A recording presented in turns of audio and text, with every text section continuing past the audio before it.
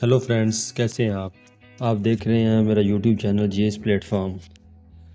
तो आज जीएस की एक और क्लास के साथ जो है वो हाज़िर हुआ हूँ। आज की क्लास का टॉपिक जो है वो हमने पिछली वीडियो में जिस तरह बताया कि हम एक नई प्लेलिस्ट जो है वो शुरू कर रहे हैं जिसका टॉपिक है टेरा एक्सप्लोरर। तो लास्ट वीडियो में मैंने बताया कि टेरा एक्सप्लोरर जो है वो उसका इंट्रोडक्शन बताया, किस तरह हम टेरा एक्सप्लोरर को यूज़ करते हैं, किस तरह टेरा एक्सप्लोरर में क्या क्या चीज़ें इंटीग्रेट होती हैं, कौन कौन सा डाटा जो है वो हमने एक्वायर करना होता है। तो टेरा एक्सप्लोरर को यूज़ करने के लिए सबसे पहले हमारे पास एक एमपीटी फाइल होनी चाहिए जो कि सैट इमेज और डिजिटल एलिवेशन मॉडल से जो है वो क्रिएट होती है। तो सैट इमेज डाउनलोड करने का तरीका और डिजिटल एलिवेशन मॉडल, बेशक वो 12.5 मीटर है या 10 मीटर है, ये इन दोनों का डाउनलोड करने का या 10 मीटर को जनरेट करने का, मैं इसमें 10 मीटर डम यूज़ कर रहा हूँ। तो उसको जनरेट करने का जो है वो किस तरह उसको जनरेट करना है, उसका कंप्लीट तरीक़ाकार जो है वो मैंने अपनी वीडियो में मेंशन किया हुआ है। मैं इसमें लिंक उसका मेंशन कर देता हूँ, आप इजीली जाके देख सकते हैं कि किस तरह हम सैट इमेज डाउनलोड कर सकते हैं और किस तरह हम 10 मीटर डैम जो है वो जनरेट करवा सकते हैं। तो आज हमारे पास जो है वो दोनों चीज़ें मेरे पास डाउनलोड पड़ी हुई हैं, सैट इमेज भी और डिजिटल एलिवेशन मॉडल भी। तो हम आज टेरा एक्सप्लोरर के लिए जो है वो एमपीटी फाइल क्रिएट करेंगे कि किस तरह हम एमपीटी फाइल क्रिएट करते हैं टेरा एक्सप्लोरर के लिए। ये हमारे बेसिक जो डाटा प्रिपेयर करना है उसका सबसे इनिशियल स्टेप है।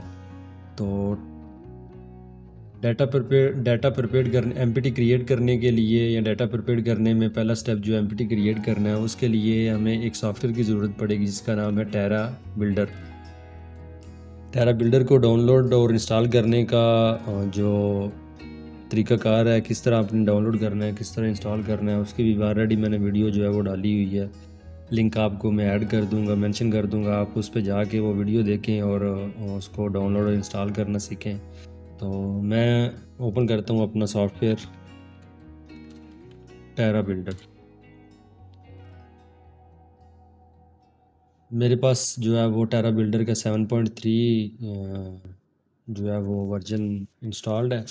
तो जैसे ही मैंने अपना टेरा बिल्डर ओपन किया तो आप देख सकते हैं कि इसमें अभी जितने भी ऑप्शन है वो अनचेक है।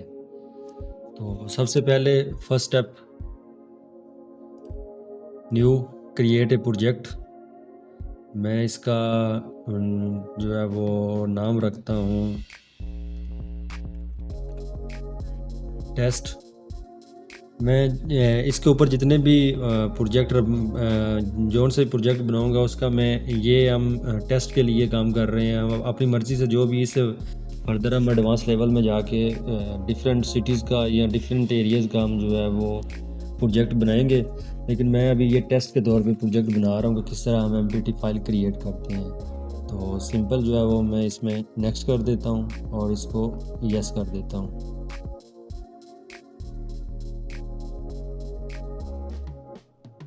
और सिंपल मैं इसको, आप प्रोजेक्ट सेटिंग में जनरल में जाके इसकी डिफरेंट जो है वो डिफ़ॉल्ट आउटपुट पैरामीटर्स हैं, एलिवेशन क्वालिटी है, मैं इसको सिंपल जो है वो ओके रखता हूँ, ओके करता हूँ और एज इट इज़ जो है मैं वही सेट रखता हूँ। तो आप देखेंगे जिस तरह मैं, जैसे ही मैंने एक प्रोजेक्ट क्रिएट किया तो मेरे पास जो है वो एक वर्ड मैप जो है वो सेट मैप मेरे पास शो हो गया है।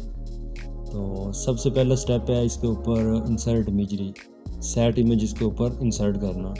तो मेरे पास जो है वो इधर इमेजरी पड़ी हुई है, मैंने ये बिंग की इमेजरी डाउनलोड करके रखी हुई है। तो मैं इसको सिंपल ओपन करता हूँ और इन दोनों की एमपीटी क्रिएट करते वक्त एक चीज़ जो है वो हमेशा जो है वो मद्देनज़र रखनी है कि डेम और इमेजरी का, यानी कि डिजिटल एलिवेशन मॉडल का और सेट इमेज की, दोनों की प्रोजेक्शन सेम WGS84 ही होनी चाहिए।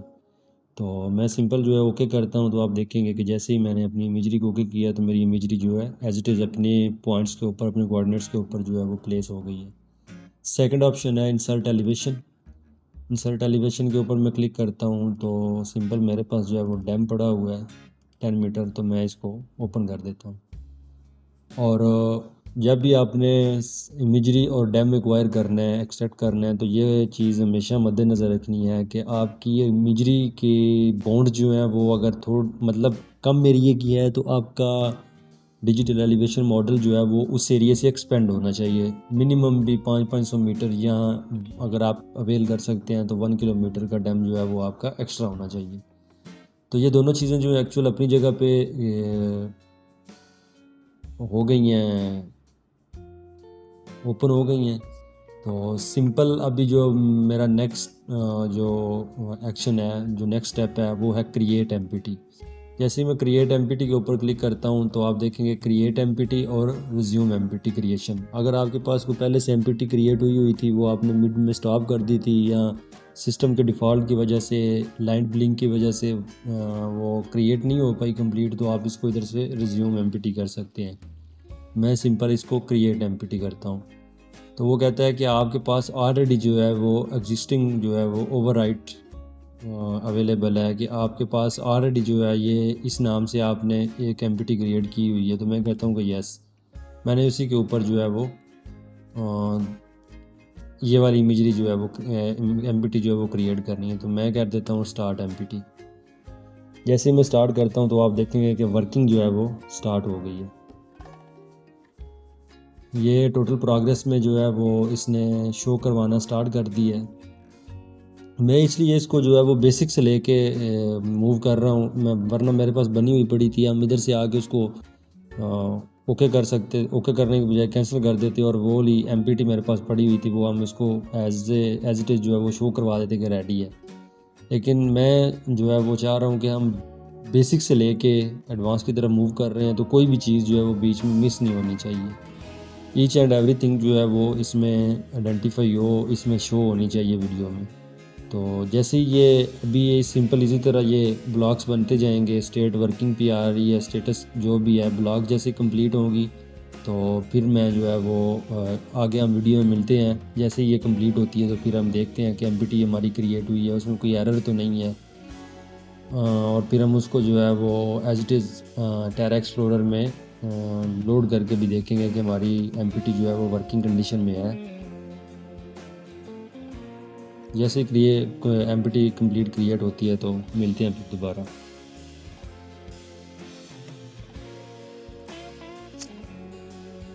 हाँ, तो फ्रेंड्स आप देख सकते हैं कि हमारी एमपीटी जो है वो टोटल कंप्लीट हो गई हुई है। टोटल प्रोग्रेस इसकी 100% है। ब्लॉक इसके जो है वो आपके सामने हैं, कंप्लीट हो गए हैं। टोटल इसका साइज़ जो है वो आपके सामने है साइज़, और रिमेनिंग टाइम भी और टोटल टाइम भी। तो सिंपल हम जो है वो इसको ओके करते हैं।